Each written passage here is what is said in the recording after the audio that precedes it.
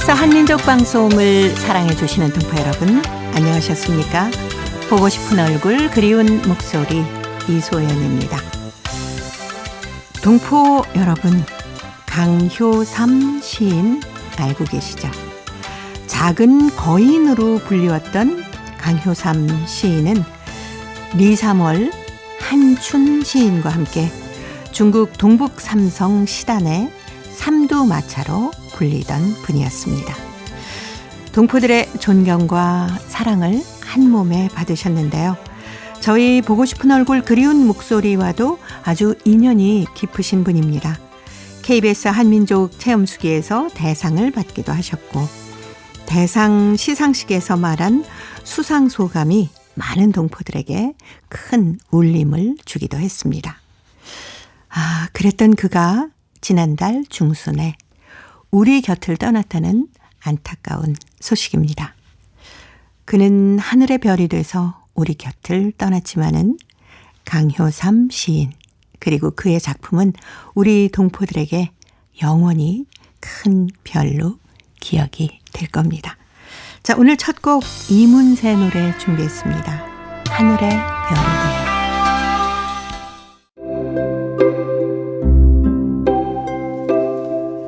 동포 여러분의 편지 사연으로 함께하는 시간입니다. 행복우체통 화요일의 편지 손님 홍익대학교 글로벌 경영학과 전춘화 교수님과 함께하는 날입니다.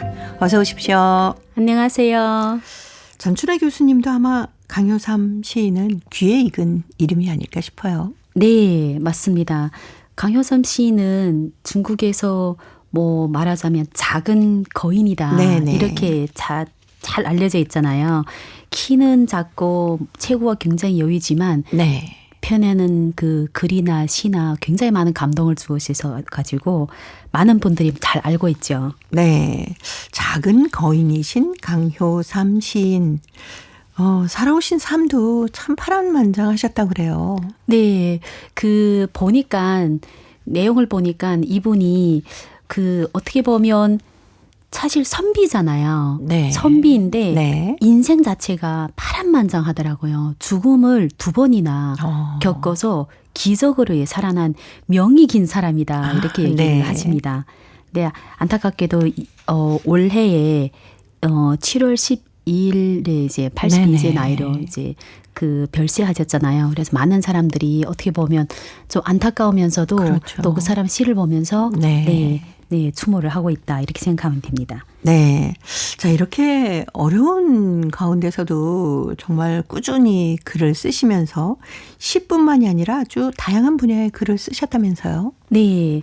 이분이 시는 사실 자기 인생 자체가 어떻게 보면 고달프고 굉장히 서러운 인생이거든요. 네. 그래서 밑바닥에서 건져내고 우려낸 민중들의 애환과 네네. 또 감정, 고향에 대한 향토애와 민족에 대한 사랑을 자신이 뼈와 살로 녹여서 원로시인 자리를 굳건히 지키는 네. 정도로 시 자체가 남녀노소 상관없이 굉장히 많은 사람들이 시를 읽으면서 동포들 같은 경우에는 자기 고향을 어떻게 보면 할아버지 할머니 고향을 떠나서 중국에 살면서 또 그 자리에서 열심히 살다 또 다른 데로 많이 이주해서 네. 사는 삶을 시에서 잘 표현을 했기 때문에 많은 분들이 이분의 시를 보면서 너무나 좋아하고 또 감동을 많이 먹고 있죠. 네. 자신의 얘기를 대신 적어주시는 것 같은 느낌을 받으시니까 얼마나 시를 보면서 감동을 하셨을까 싶기도 한데 동포들을 위해서도 많은 일을 하셨다면서요? 강효삼 씨는 사실 글을 보면 동포들은 대부분 중국에서는 사실 지금은 SNS가 있지만 옛날에는 네. 거의 다 연변일보, 신문, 흥동한 그렇죠. 신문, 조선 네네. 문자를 쓴 신문이나 이 내용을 보면서 동북 삼성에 있는 동포들이 사실 어떻게 보면 교류를 하고 감정을 드러내 이랬는데 강효삼 시인의 시를 보게 되면 굉장히 민족애가 많아요. 네. 그래서 한때는 솔직히 그런 정치적 꼬리표까지 달면서 이 동포들에 대한 그 감정이나 이걸 많이 표현하다 보니까 이분의 시를 보게 되면 상처 문학 이런 붐을 또 일으킨 적도 있거든요. 네. 사실 중국 같은 경우에는 문학 작품 대부분은 어떤 경려 그리고 미래가 환하다. 네. 상처라는 문학은 어떻게 보면 현대 문학에서는 그렇게 흔히 볼 수 있는 문학 작품은 아니거든요. 네. 그런데 강효산 시인의 문학을 작품을 보게 되면 문의 부흥기를 맞아서 상처 문학이란 붐을 또 일으키기도 하고 또 그 시 대표작 시 같은 경우 예를 들어서 노래 불러라 영희야 이거는 어떻게 보면 억울한 안건을 지정받는 자 기쁨과 감격을 격조 높이 노래한 시, 노래 불러야 영희야 이런 거를 흥룡강 신문사에서 이거를 이제 그 상을 받으면서 굉장히 많은 동포들이 읽고 또 네. 공감을 하고 예. 그래서 그 시기는 제가 생각했을 때 지금처럼 이렇게 자유롭게 발표하는 시기가 아니기 때문에 그렇죠. 어떻게 보면 시를 등단하는 자체도 상당히 어렵지 않았을까. 그래서 강효삼 시인이 그 시가 더 많은 사람에게 호응을 받는 이유가 여기 있지 않을까 합니다. 네. 그러니까 동포들의 애환을 시로 다 표현해 주셨기 때문에 동포들이 훨씬 더 좋아하고 존경하는 게 아닐까 싶어요. 그렇죠. 옛날에는 그 문학 작품이 한 개 붐이 일어나면 그 붐에 따라서 글을 써야 등단을 할 수 있고 그렇죠. 또 많은 저희는 조직 내에서 많이 홍보를 하는데 네. 강효산 시인은 그게 아니라 그냥 일반 군중들, 일반 시민들이 생각과 일반 시민들의 상처를 보다듬는 데 더 많은 치중을 하다 보니까 조직 내에서는 제가 볼 때는 어려움이 많이 있었을 것 같습니다. 그러네요. 네. 예. 저희 행복우체통에도 강효삼 시인에 대한 얘기가 꽤 많이 편지로 들어왔던 기억이 있습니다. 어떤 글을 쓰시는 분이 강효삼 선생님을 만나서 글을 잘 썼다라고 격려를 해 주셔서 가슴이 두근거려서 잠을 못 잤다 할 정도로 네. 예. 그분의 어떤 한마디 한마디가 글을 쓰시는 우리 동포 여러분께는 힘이 되지 않았나라는 생각을 다시 한번 또 하게 되네요. 자, 이제 하늘의 별이 되신 강효삼 시인. 아마 하늘에서도 우리 동포들을 위해서 많은 빛을 뿌려주시리라고 생각합니다. 행복우체통 열어보겠습니다. 자, 오늘 첫 번째 사연 중국 길림성 연길시 박향희 학생이 보내왔습니다. 작은 실천의 큰 의미라는 글인데요. 제가 먼저 소개해드리겠습니다. 곧 다가오는 9월 2일 우리 연변 조선족 자치주의 조선어 문자의 날을 맞이하면서 우리 언어의 의미에 대해서 다시 되새겨 보았습니다. 조선어 문자의 날은 우리 민족의 언어 습관을 존중하고 조선 민족의 언어 문자의 발전을 지지하고 조선 민족의 우수한 문화와 민족 전통을 전승하는 중요한 의의를 갖고 있습니다. 저는 조선어 문자의 날에 무엇인가 의미 있는 일에 도전하고 싶었습니다. 그래서 친구와 함께 우리 민족의 노래를 동시로 쓰기로 했습니다. 그런데 처음 동시를 쓰려고 하니까 어디서부터 어떻게 써야 할지 막막했습니다. 마침 친구가 좋은 생각이 떠올랐다면서 저의 손을 잡아 끄는 것이었습니다. 우리는 곧장 서점으로 향했습니다. 서점 2층에 도착하니 정겨운 우리말로 된 동시집이 한눈에 안겨왔습니다. 그리고 먼저 가장 마음에 드는 동시집 몇 권을 산 다음에 우리말 속담 이야기 책이며 위인전들도 한아름 구입했습니다. 그리고 집으로 돌아와서 새하얀 도화지를 꺼냈습니다. 우리는 서툴지만 동시 몇 수를 써보았습니다. 한참 구상하다가 쓰고 또 고치고 이렇게 반복하면서 마침내 각각 한 편씩 만들었습니다. 어설프지만 그래도 우리 언어에 대한 사랑을 담은 동시를 바라보니까 뿌듯해졌습니다. 도화지 한복판에 우리가 쓴 동시를 곱게 써놓고 그리고 옆에는 우리 언어의 우점도 정성껏 새겨 넣었습니다.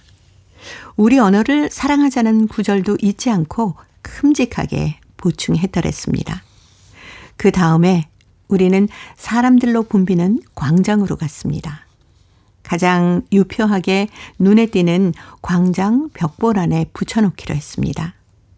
하지만 우리는 키가 너무 작은 데다가 걸상 같은 받침대도 없다 보니까 도저히 제대로 진행할 수가 없었습니다. 어찌할 바를 몰라 망설이고 있는데 길 가던 한 아주머니가 우리를 도와주었습니다. 벽보란 한가운데 빛나고 있는 우리들의 글을 보노라니까 긍지의 미소가 피어올랐습니다. 비록 아주 사소한 행동이지만 실제 우리 언어에 대한 사랑하는 마음을 행동으로 옮기는 것에는 아주 크나큰 의미가 있었던 것입니다. 우리의 언어와 문자가 있어 우리는 조선족입니다. 하기에 우리는 우리말과 우리 글에 대한 긍지를 안고 우리말과 우리 글의 존엄을 지켜가야 합니다. 앞으로 민족적인 자부심을 안고 우리말과 우리 글의 무궁한 발전을 위해서 자그마한 힘이라도 이바지할 것이고 더욱 의미 있는 실천에 도전할 것입니다. 라는 글을 보내왔습니다. 아, 정말 박향의 학생 이렇게 동시를 써서 공원 벽보란에 한가운데다 딱 붙여놨군요. 네. 예. 조선어문 문자의 날 있기 전에는 네. 사실 각 단체나 지자체에서 뭐 백일장이라든지 조선어에 대한 강조보다는 조선어란 이 문자를 가지고 다양한 글쓰기 행사나 시 행사에 있었지만 네. 그 날짜를 정하고 나서 다시 진행하는 행사는 너무나 의미가 다르거든요. 그러네요. 어떻게 보면 자부심을 갖게 하는 네. 이런 행사 아닐까 싶습니다. 저도 이제 저는 이 날을 정할 때는 이미 한국에 와 있었기 때문에 네. 현지에서 얼마나 정말 열정적으로 홍보하는지는 잘 보지는 못했지만 네. 2014년도에 이제 2013년도부터 발의를 해서 14년도에 네. 정식으로 9월 2일 날에 이제 조선 어문 문자의 날이라고 확정을 하고 전국 각지에 있는 이 조선 어문의 학계의 학자나 이제 그 현직에 있는 분들한테 편지를 써가지고 이거 전국에 홍보를 했거든요. 그러다 보니까 지금은 매년마다 9월 2일 되면 네. 문자의 날이다. 그래서 뭐 백일장이라든지 네. 노래 창작이라든지 예, 예. 이런 행사가 많이 진행되죠. 예.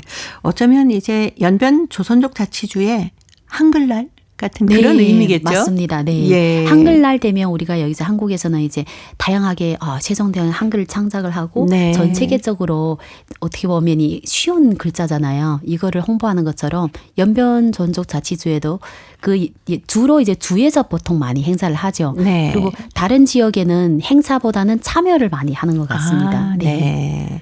그러니까 동북 삼성 지역 하면은 뭐 연변 조선족 자치주 이외에도 흥룡강성 지역이나 뭐 윤영성 이렇게 네. 있는데 조선어 문자의 날 행사는 그냥 참여하면서 같이 하는 거네요. 왜냐하면 그날 되면 네. 그 전속 자치주에서 행사를 이제 개최를 하는데 주로 이제 뭐 노래 창작하기, 네. 조선어문 문자 노래 창작하기, 그리고 이거를 받은 노래를 가지고 또 CD를 만들어서 또 다시 배포를 하고 예. 또 그다음 조선 어머니 홍보하는 포스터를 한 2,000여 부를 발행해서 전국 각지의 농촌까지 해서 붙여놓거든요. 네. 이 날이다. 네네. 그렇기 때문에 아마 주최가 연변 전족 자치주라면 거기에서 같이 참여하는 식으로 많이 참여하지 않을까. 그리고 일부 학교에서는 네. 아마 행사로 학교 내에서 뭐 학생들 글쓰기, 백일장 네, 이런 백일장 많이 할 것 같으네요. 네, 많이 예. 할 것 같습니다. 자, 이렇게 어렸을 때 우리말로 동시도 써보고 자신의 생각을 글로 써보는 거 우리말에 대한 실력이 좀 확확 늘지 않을까라는 생각도 들어요. 그렇죠. 네. 다른 민족에 비해서 다른 민족은 뭐 자기 민족의 문자의 날이라는 게 별로 없잖아요. 네. 그렇기 때문에 이렇게 해놓으면 민족의 글자에 대한 중요성과 자부심을 갖게 되지 않을까. 그게 더 중요하다고 생각합니다. 네. 자, 9월 2일 조선어 문자의 날을 앞두고 있습니다. 이렇게 우리말을 사랑해 주시는 동포 여러분께 이 자리를 빌어서 저는 항상 감사를 드리고 있습니다마는 우리말과 글을 잘 지켜주셔서 정말 감사합니다라는 그런 얘기 다시 한번 드리고 싶네요. 동요 반달 준비했습니다. KBS 딩동댕 어린이 노래회가 불러줍니다.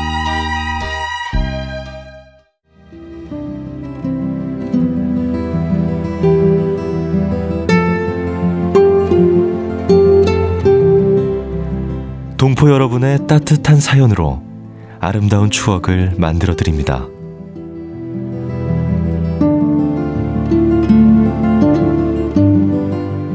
보내실 곳은 대한민국 서울특별시 영등포구 여의공원로 13 KBS 한민족방송 보고 싶은 얼굴 그리운 목소리 담당자 앞이고요. 인터넷 주소도 알려드립니다. KBS 홈페이지 www.kbs.co.kr에 접속하신 다음 라디오 한민족방송 보고 싶은 얼굴 그리운 목소리를 순서대로 클릭하신 다음 청취자 참여 코너에 글을 남기시면 됩니다.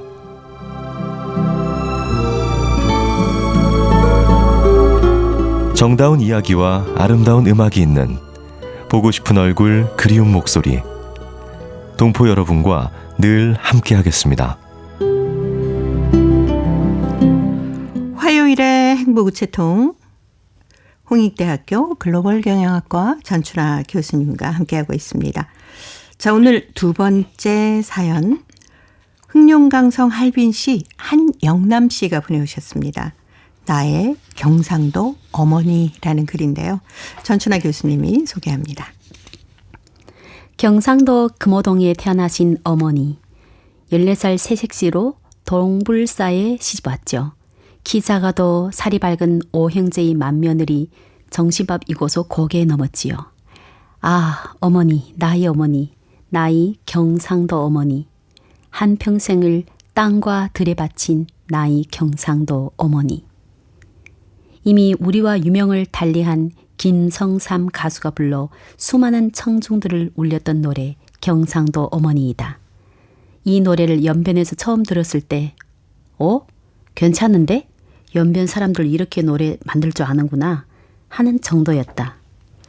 그런데 김성삼 가수를 2번이나 취재하면서 조선족과 흑인들은 모두 석이 한이 맺혔길래 노래들이 절절하다는 성삼 씨 일가견을 듣고 나서는 다시 이 노래를 곰곰이 새겨들었었다. 역시 괜찮은 노래라는 결론이었다. 그런데 정작 이 노래가 가슴을 울려준 것은 그로부터 여러 해가 흐른 다음이었다. 친구 따라 강남 간다고 했던가? 어떡하다가 글쎄 나는 친구의 소개로 흥룡강 신문사에 오게 되었고 그것이 흥룡강과의 인연이 되어 결국 호구까지 할빈으로 옮기기에 이르렀다. 타 지역의 조선족들도 대개는 비슷하겠지만 이곳 할빈이 조선족들 역시 술 한 잔 들어가면 노래를 성순하게 뽑아 제끼곤 한다. 그래서 나는 다양한 톤으로 불러지는 우리 노래들을 들을 기회가 많아지게 되었다. 어느 한 번 역시 술상에서 취흥이 오르자 앉은 순서대로 노래를 부르게 되었다. 그때 소설가 김동규 선생이 눈을 지그시 감고 부른 노래가 바로 이 경상도 어머니였다. 그때부터 나는 술상에 앉았다가 노래를 시키면 나도 모르게 경상도 어머니를 흥얼거리게 되었다. 아무리 들어도 질리지 않는 노래가 이 경상도 어머니라고 할까? 내가 경상도 어머니를 들으며 두 번째 감동을 먹은 것은 고향으로 달려가는 기차였었다. 기차는 신계령을 넘었고 돈화역에 막 들어서고 있었다. 손님 여러분 안녕하십니까? 지금부터 노래를 들려드리겠습니다. 첫 곡은 김성삼 가수의 경상도 어머니입니다. 순간 눈물이 핑 돌았다. 마치 오랫동안 타양 땅에서 엄수잎만 받다가 고향에 돌아와 어머니 포근한 가슴에 안긴 아이의 기분이랄까? 김성삼 특유의 흐느끼 듯한 노래가 귓전을 파고들기 시작했다. 아득히 먼 옛날부터 사람들에게 고향은 어머니여, 어머니는 곧 고향이었다. 아, 나의 경상도 어머니여. 네, 흥룡강성 할빈시 한영남 씨가 보내오셨던 나의 경상도 어머니였습니다. 중국 동북 삼성에서는 어머니 노래하면 이 경상도 어머니가 유명한가 봐요. 네. 아, 근데 이 노래를 네, 지금 보면 조금 나이 있으신 분들이 네네. 사실 이 노래를 더 많이 하시고 저희 나이 또래 분들은 이 노래를 그렇게 많이 했던지 듣기는 많이 들었거든요. 네. 근데 이렇게 저는 이게 동창 모임 가면 이 노래를 하는 친구들은 별로 있었던 것 같지는 않는데 한 네. 50대 후반 이분들은 예, 예. 이 노래를 이제 부르면 이 침묵이 돼요. 막 이렇게 웃다가도 누군가 네. 이 노래를 부르게 되면 밑에는 같이 이제 뭔가를 이제 기분이 다운되면서 다 뭔가 가슴이 슬픔이 먹먹하게. 예, 맞아요. 네. 그래서 그 어디 가나 어머니란 노래가 나오게 되면 사람들이 다 어머니에 대한 그리움 그리고 그 나이에 있던 분들이 살아온 그 삶이 어떻게 보면 어머님들이 네. 너무나 많은 고생을 하셨잖아요. 그렇죠. 네. 예. 뭐 경상도 어머님도 많으실 것 같습니다. 우리 경상도 지역에서도 흥룡강성 쪽으로 많이들 그 예, 이주를 하셨잖아요. 맞아요. 네. 그러니까 경상도에서 경상북도, 경상남도에서 굉장히 많은 분들이 그 흥룡강으로 이주했기 때문에 네. 말투나 그리고 어머님들이 가지고 있는 그런 고유한 어머니 네네. 상들이 거의 비슷하거든요. 예. 그 제가 이제 아버님도 경상북도 울진 그 할아버지 거기 계셨거든요. 네. 거기를 이제 가보니까 친할머니 그 우리 제 어렸을 때 보던 그 할머니 비슷한 분들이 네. 너무나 많으신 거예요. 네. 네.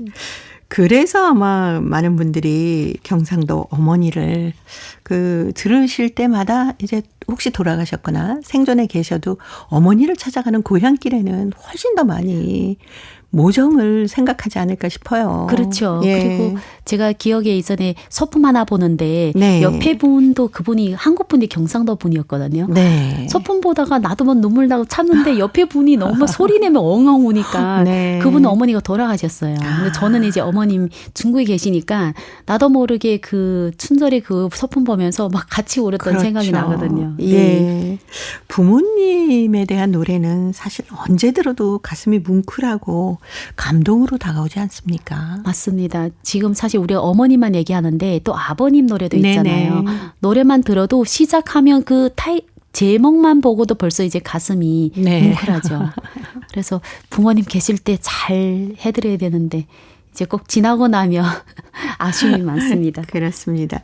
한국에 나와서 생활하고 계시는 많은 동포 여러분들께서도 아마 저 노래 우리 어렸을 때 많이 들었었어요 하시는 분 많으실 것 같아요.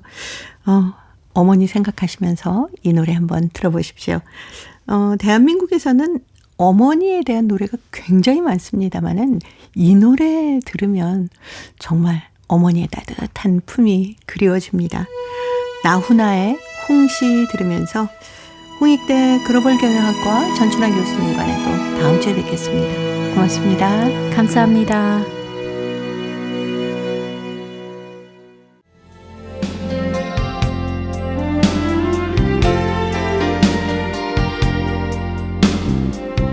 KBS 한민족 방송은 7천만 온결어의 꿈을 담습니다. 지구촌 곳곳으로 뻗어나간 한민족의 중심 채널 KBS 한민족 방송은 더 나은 미래를 위한 초석이 되고자 합니다. 여기는 대한민국 서울에서 보내드리는 KBS 한민족 방송입니다. KBS 한민족 방송 보고 싶은 얼굴 그리운 목소리 함께하고 계십니다. 자, 이제 동포통신원들과 전화를 연결해서 여러분 계신 곳에 새로운 소식을 전해드립니다. 통신원 리포트인데요. 오늘은 중앙아시아 카자흐스탄 그리고 러시아 사할린 지역의 소식 준비했습니다. 먼저 카자흐스탄의 김상욱 통신원 만나봅니다. 김상욱 통신원 안녕하셨습니까? 예, 안녕하세요. 네, 반갑습니다. 예, 반갑습니다. 고려극장에서 마련한 홍범도 장군 관련된 작품 40일간의 기적이 한국에서 성황리에 공연을 마쳤다면서요? 예, 카자흐스탄 국립고려극장 단원 26명이 한국을 찾았습니다. 이들은 홍범도 기념사업회에서 주관하는 40일간의 기적을 지난 16일 국회에서 공연을 했습니다. 이어 이틀 뒤에는 대전으로 내려가서 성황리에 공연을 마쳤습니다. 이 작품은 제목에서 알 수 있듯이 일제강점기에 우리 고려인들이 연해주에서 중앙아시아로 강제 이주할 당시 약 40일, 한 달여 동안에 열차 안에서 있었던 일을 그린 작품입니다. 이에 앞서 카자흐스탄 국립 고려극장은 한국연극협회 공주지회의 초청으로 공주 고마나루 국제연극제에서 공연할 예정이었습니다. 그러나 아시다시피 앞서 충청권에 내린 수해로 네. 그 계획이 변경되어서 공연은 불발에 그쳤습니다.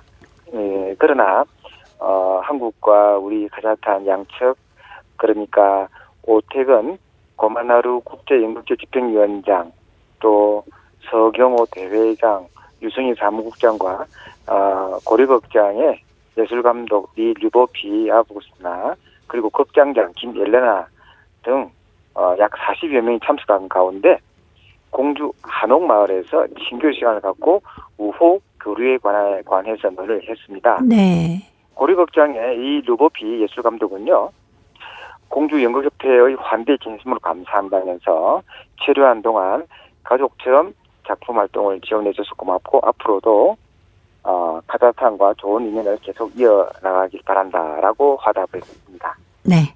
그리고 카자흐스탄 한국문화원에서 2023 여름 학기 수료식이 열렸다면서요? 예. 한국문화원의 2023, 근데 2023년 여름학기 K-팝 아카데미 및 한국 강좌 수강생, 그리고 또 주재국의 여기 카자흐스탄의 일반인을 대상으로 하는 2023 K-팝 아카데미 여름학기 수료식을 진행했습니다. 이날 수료식에 대해서 문화원이 준비한 한국 문화 프로그램은요, 한식 체험 프로그램이 진행되었는데요. 한국의 대표적인 분식 메뉴인 핫도그, 그리고 떡볶이, 이게 이 체험 프로그램이 진행이 되었습니다. 네. 떡볶이는 뭐 한식 세계화를 통해서 이미 전 세계적으로 유명한 K-푸드, 그리고 한국의 길거리 음식으로 알려져 있고요. 또 카자흐스탄에서는 특히나 핫도그와 함께 많은 사랑을 받고 있습니다. 행사에 참석한 아멜 씨는 K-드라마에 나온 핫도그와 떡볶이를 먹기 위해 한국 식당을 방문한 적이 있는데 둘을 같이 먹으니까 더욱 맛있는 것 같다라고 네. 체험 프로그램에 대해서 아주 만족감을 드러냈습니다. 네. 이와 함께 마련된 타투 스티커 부스에는 스티커를 붙이기 위해서 긴 줄이 늘어서 있었고요. 또 이번 행사에는 K-팝 아카데미 로고를 포함해서 한 카자흐 상호문화교류회 로고, 태극기 등 한국 문화 콘텐츠를 포함한 다양한 디자인의 스티커를 준비해서 많은 이들이 얼굴과 손목 등에 스티커를 붙이며 행사를 즐겼습니다. 참가자들은 또한 스티커를 붙인 뒤에 인증사진을 찍는 모습을 보이기도 했습니다. 이번 행사의 하이라이트는요, 사실 K-팝 공연이었는데요. 네. 지난 6월 개최되었던 K-팝 커버댄서 챔피언 본선 진출팀인 YBS와 큐티즈가 수료식에 참가한 수강생들 위해서 축하 공연을 선보였습니다.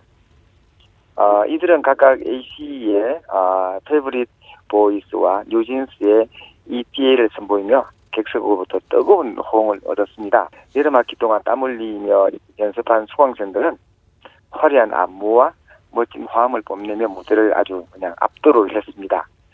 보컬 수강생 아디나 씨는요, 처음에는 자신이 없어서 걱정했는데 점점 늘어가는 실력을 보며 자신감을 얻었다. 특히 다 같이 한국의 미녀 아리랑을 합창할 때에는 정말로 무대를 즐겼던 것 같다라고 소감을 밝혔습니다. 네. 자, 오늘 카자흐스탄 소식 여기까지 듣겠습니다. 김상욱 통신원이었습니다. 소식 잘 들었습니다. 예, 감사합니다. 네, 고맙습니다. 자, 이어서 러시아 사할린으로 가보겠습니다. 배순신 통신원 만나봅니다. 배순신 통신원 안녕하셨습니까? 네, 안녕하세요. 반갑습니다. 네, 반갑습니다. 지난주에 사할린에서 광복절 기념 행사가 있었다는 소식을 전해주셨는데 이 다양한 광복절 기념 행사가 또 있었다고 하네요. 오늘의 그 중에 하나 소개해 주신다고요. 지난 8월 12일, 13일 사할린스께서 사할린 한인 디아스포라 석기 체스 대회를 개최했습니다. 이번 대회는 요즘 사할린스시 한인회와 사할린주 체스 연맹이 주최하고 동포 후원자들의 지원으로 개최되는데 스위스 시스템으로 이틀 동안 9라운드에 걸쳐 27명의 체스 선수들이 우승을 놓고 경쟁했습니다. 이 토너먼트는 젊은 체스 선수들이 실력이 향상되었음을 보여주었습니다. 그들은 치열한 경쟁을 벌이고 인정받는 전문가들과 경쟁하여 상을 차지했습니다. 우승자는 정 드미트리, 반비서 미하일을 확률 싸움에서 이겨냈고요. 반비서 미하일은 같은 점수를 얻었지만 부홀츠 개수에 드미트리에게 1위를 빼앗겼습니다. 3위는 대회 첫날 선두를 달렸던 신 알베르트에게 돌아갔습니다. 베테랑 중에서는 김석강이 우승을 차지했고 여성부에서는 공알리나, 학생부에서는 신바리스가 우승을 차지했습니다. 모든 수상자와 입상자에게는 메달과 상금이 수여되었습니다. 그리고 사할린 지역 한인 디아스포라 체스 선수들 간 빠른 체스 토너먼트의 우승컵은 최종 우승자에게 전달되었습니다. 네. 사할린 소식 여기까지 듣겠습니다. 배순신 통신원이었습니다. 소식 잘 들었습니다. 네, 감사합니다. 네, 고맙습니다. 광복절 기념 행사 중에 하나로 체스 대회가 열렸다고 하네요. 아주 치열한 경쟁이 있었다는 소식인데 이틀 동안에 9라운드에 걸쳐서 27명의 체스 선수들이 우승을 놓고 경쟁을 했다고 합니다. 우승자는 정 드미트리고요. 2위는 반비조 미하일, 그리고 3위는 대회 첫날 선두를 달렸던 신 알베르트에게 돌아갔고요. 베테랑 팀에서는 김석강, 그리고 여성부에서는 곤 알리나, 학생부에서는 신 보리스가 우승을 차지해서 메달과 상장, 상금을 주었다는 사할린 소식이었습니다. 자, 이제 퀴즈를 통해서 대한민국의 역사와 문화까지 배울 수 있는 퀴즈 한마당 이어드립니다.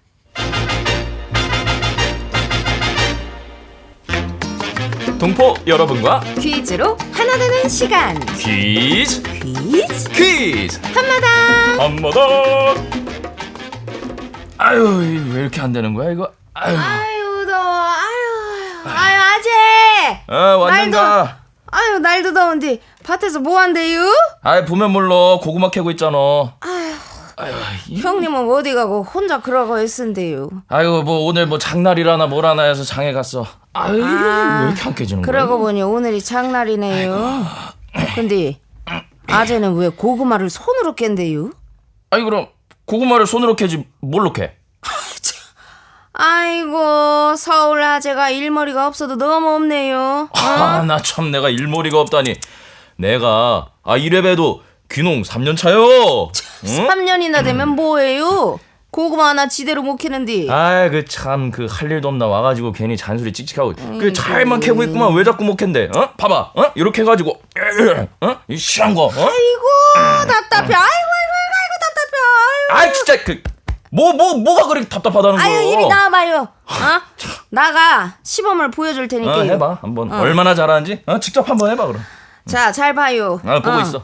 내가 눈을 똑똑히 뜨고 보고 있어. 요 고구마 줄기를 먼저 이렇게 뜯은 다음에. 그걸 왜 뜯는 거요? 이걸로 다 땅을 파요. 대충. 자. 대충 파. 자. 이거 몰래 와서 미리 심어둔 거 아니야? 이게 고구마가 줄줄이 딸려 나오네 이게? 아이고 사람이 도구를 사용할 줄 알아야죠. 손으로 이 많은 걸 언제 캔다 그래요?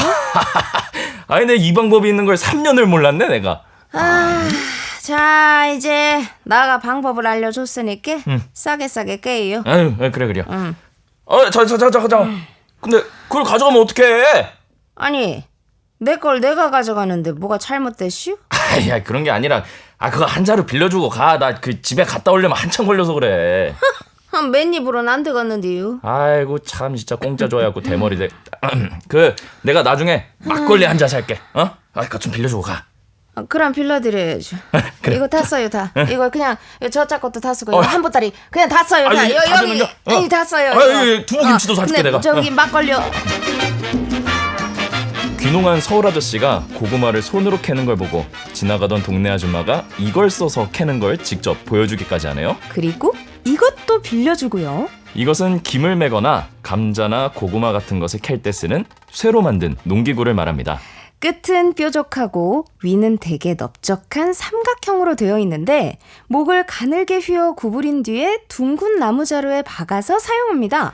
이것은 통일신라 시대의 안압지에서 출토 유물로 발견되기도 했는데요. 고려 시대의 이것도 오늘날의 이것과 꼭 같다고 합니다. 네, 이것은 지역에 따라서 모양이 조금씩 다른데요. 각 지역의 지형에 맞게 만들어서 이것을 사용했습니다. 이것으로는 잡초 뽑기부터 시작해서 씨앗 심기, 흙 파서 뒤집기 등 어지간한 농사일을 다 할 수 있습니다.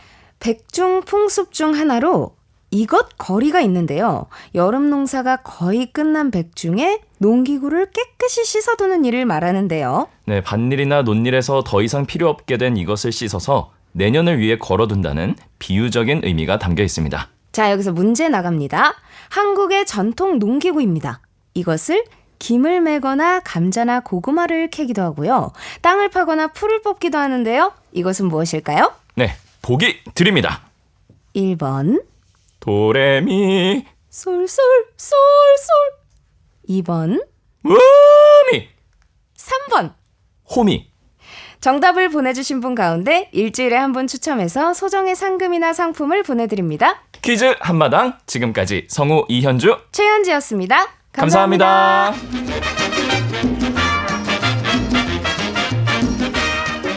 네, 저희 집에도 조그마한 이것이 있습니다. 이것은 농촌에서 주로 사용하지만 요즘에는 저처럼요, 도시에 사는 사람들도 이것을 많이 사용합니다. 화초나 이게 작은 텃밭을 가꿀 때 이것 필요하죠. 그런데 우리나라의 이것이 요즘에는 해외에서도 아주 큰 인기를 끌고 있다네요. 정원이나 텃밭을 가꾸는 분들이 한국의 이것을 사용하면서 한국산 이것이 불티나게 팔리고 있다고 합니다. 이것이 또 하나의 한류의 주인공이 됐네요. 동포 여러분께서도 아마 이것 많이 사용하실 것 같습니다. 이것이나 또 농사에 대한 추억이 있으면 행복우체통으로 보내주세요.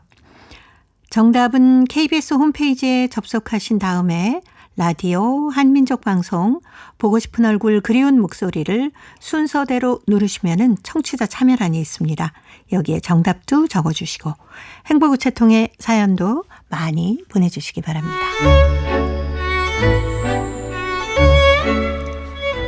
고려인들의 역사를 재조명하고 그들의 삶의 애환을 살펴보는 시간입니다. 고려인 이야기. 사단법인 고려인 마을 역사유물전시관의 김병학 관장님 전화로 만나봅니다. 관장님 안녕하셨습니까? 네, 안녕하십니까? 이 고려인 동포들이 처음 연해주에 이제 살았을 때 주식이 쌀이 아니었다면서요? 네, 그렇습니다. 이제 우리는 한반도 남쪽에 사니까 네. 늘 우리가 그 쌀을 이렇게 먹어왔기 때문에 그 쉽게 상상이 안 가지만 연해주 쪽으로 처음에 이주했던 고려인들이 함경북도 지역의 그 산간 지역 사람들이 많이 이주를 했었고요. 네. 또 연해주 지역이 날씨가 추워가지고 벼농사 지대로 적합하지가 않았습니다. 예. 그래서 벼농사를 지을 수가 없어서 대부분이 가서 이제 밭농사, 곡물, 네. 콩이나 조, 소수, 귀리 이런 걸 재배를 했거든요. 그래서 당연히 그 주식은 쌀이 아니었고요. 네. 연해주 지역에서 벼농사는 사실 1900년 무렵에 처음 시작이 됐습니다. 그렇지만은 네. 그것도 극히 일부였고 또 많은 사람들이 시도를 했지만 또 실패를 했습니다. 이 날씨가 안 맞아가지고요. 네. 그런데 이제 1928년에 들어와서 소련 정부가 개입을 하면서 지원을 해가지고 좀 확장이 되기는 했지만은 그래도 대부분 사람들 주식은 조가 이렇게 주식이었습니다. 그래서 참 재밌는 것은 고려인 작가들이 이렇게 그 쓴 시 같은 걸 이렇게 읽어봐도요. 네. 당시에 러시아인들이 고려인들을 추미자라고 불렀다라는 이야기가 있어요. 추미자가 뭐냐면 네. 아마 이게 만주의 용어 같아요. 조를 나타내는 말인데 그게 러시아인들이 차용해서 그대로 쓰거든요. 예. 조를 먹는 민족이다 해서 러시아인들이 고려인을 그렇게 불렀을 정도로 당시 쌀은 주식이 아니었죠. 네. 그럼 이렇게 조에서 쌀로 바뀌게 된 어떤 계기가 있었겠네요. 이제 말씀드린 대로 1928년 이후에는 네. 연해주에서도 이제 일부 지역 사람들은 쌀을 이제 먹을 수 있었죠. 주식으로. 네. 그런데 이렇게 대중적으로 대부분의 고려인들이 이렇게 먹을 수는 없었고요. 일반 고려인들 주식은 여전히 조와 다른 작물들, 그리고 쌀도 이제 일부 포함됐지만 어쨌거나 이렇게 주식은 되지 못했고요. 이제 간제주 돼가지고 네.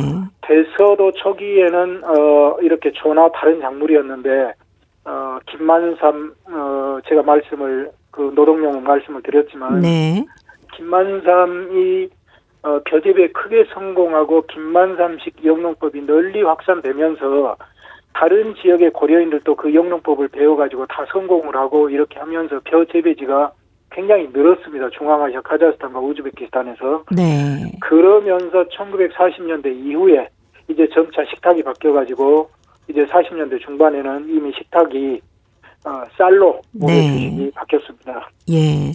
그야말로 김만삼의 영농법 때문에 고려인들의 식탁에 혁명이 일어난 거네요. 예, 이제 김만삼 혼자 이제 했다고 우리 보기는 어렵고 네네. 이제 많은 분들이 이렇게 노력을 했지만은 어떻게 보면 김만삼이 그것의 선구자였죠. 그리고 새로운 영농법을 전파한 또 과학 영농의 그 앞장선 분이었고, 그래서 어찌 보면 고려인들의 식탁 혁명을 일으킨 선구자, 네. 발화자라고 해도 전혀 손색이 없는 그런 인물이었습니다. 예. 저희가 카자흐스탄에 갔을 때도 보니까 우리 동포분들이 주식으로 쌀을 그냥 뭐 아주 맛있게 만들어서 들고 계시더라고요. 예, 그렇죠. 네. 고려인들은 주식이 쌀이고 네. 각종 또 품종이 개량이 돼가지고 더 맛있는 쌀을 만들어 먹고 있는데 네.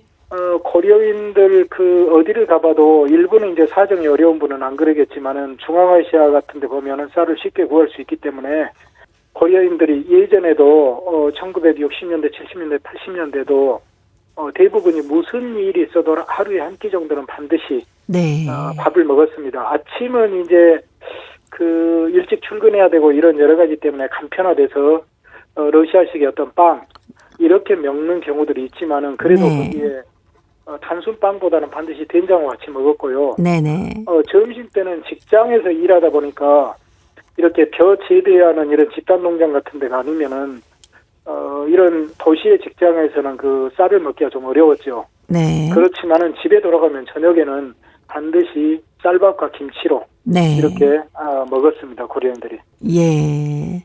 이 고려인 동포들이 농사를 지은 쌀, 우리나라 쌀하고 품종이 어떻습니까? 고려인들이 1990년, 80년대까지 그러니까 우리와 교류가 별로 없던 시절. 네. 그때까지는 고려인들도 나름대로 여러 농학 박사들이 나와서 육종가들이 나와서 품종 개량도 많이 했습니다. 네. 그래서 쌀도 계속 시대가 갈수록 더 맛있고 먹기 좋은 쌀이 만들어졌고요. 네. 그런데 이제 중앙아시아식의 어떤 음식, 거기에 들어가는 기름볶음밥이나 거기에 맞는 이 쌀도 개발을 해야 됐기 때문에 그런 예. 경우는 우리와 맞지 않는 길쭉하고 알람미라고 이야기합니까? 네네. 우리와 맞지 우리 밥으로는 좀 맞지 않는 그런 쌀들이 있었고요. 그렇지만 고려인들은 밥으로 먹는 주식으로 먹는 쌀은 따로 이렇게 품종 개량을 해가지고 먹고 있는데 그 중에 대표적인 게 이제 경조쌀이라는 게 있습니다. 네. 그건 이제 그 중에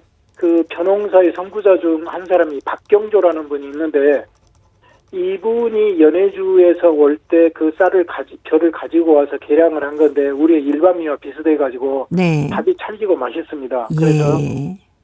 또 찹쌀도 있고 그랬기 때문에 네네.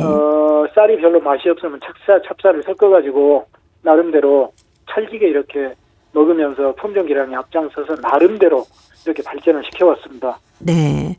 이 고려인 분들은 지금도 농사를 짓는 분들이 어느 정도나 되십니까? 이게 좀 애석하게 별로 네. 없습니다.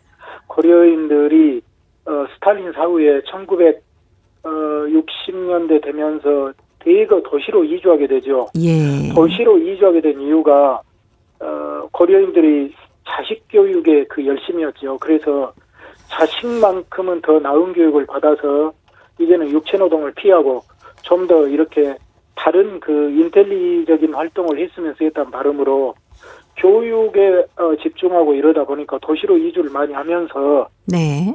농사는 이제 다른 민족들한테 전수를 하고 많이 물려줬죠. 예. 그래서 지금은 고려인 벼재배 농장에 가보면 터키인이나 다른 민족들이 네. 배워가지고 벼농사를 짓고 있는 경우를 우리가 좀 볼 수 있습니다. 네. 아유, 관장님께서는 카자흐스탄에 오래 생활하셨기 때문에 그때 드셨던 밥맛 아직도 기억하고 계실 것 같아요. 아, 기억하고 말고요. 네. 우리보다는 좀 살기가 없어서 밥이 식으면 네.